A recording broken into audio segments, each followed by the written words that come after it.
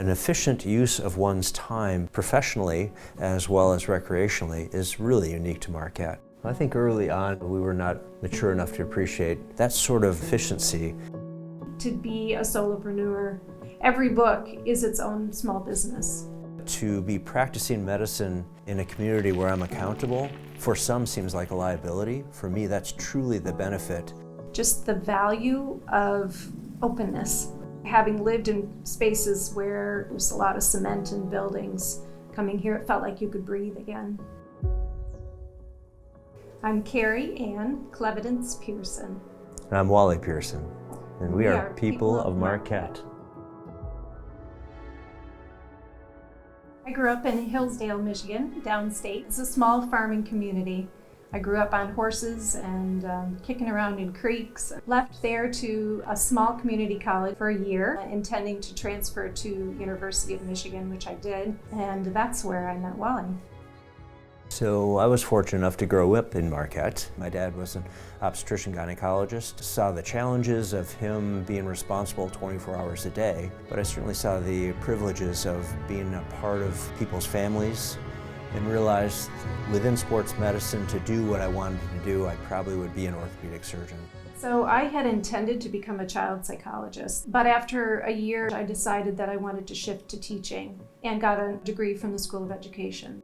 I mentioned that I was fond of Marquette, but knew that there might be other places out there in the world that I could start raising a family. And then had the either insight, courage, or silliness to defer a year. 6 weeks later, ended up in Northern California with no money.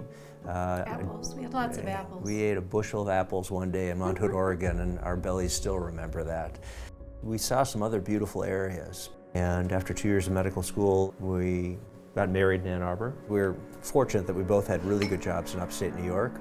We tried not to come to Marquette in the beginning. That's a very good point. We literally on a piece of paper enumerated the pros and cons of staying in New York versus the somewhat ambiguous future in Marquette. Somewhat comical to look back on that list. We were completely upside down. The sense of community, raising a family here. It fed my soul in a way that other places hadn't.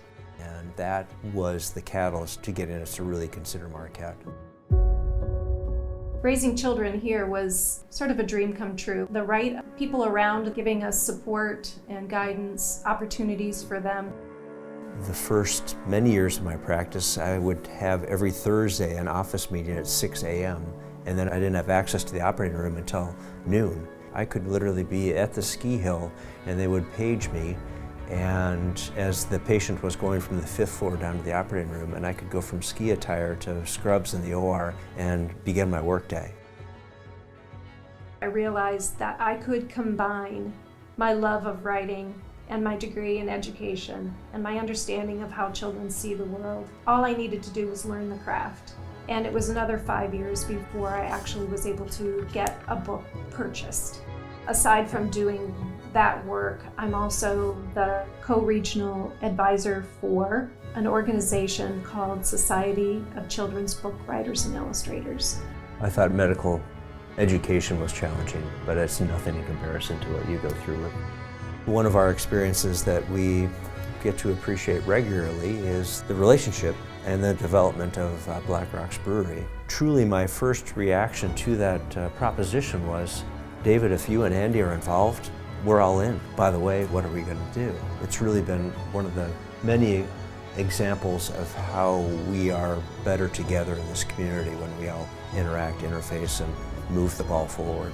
And it's good beer. And it's good beer.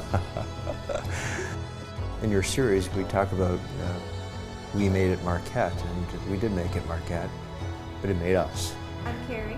I'm Wally. We made it Marquette.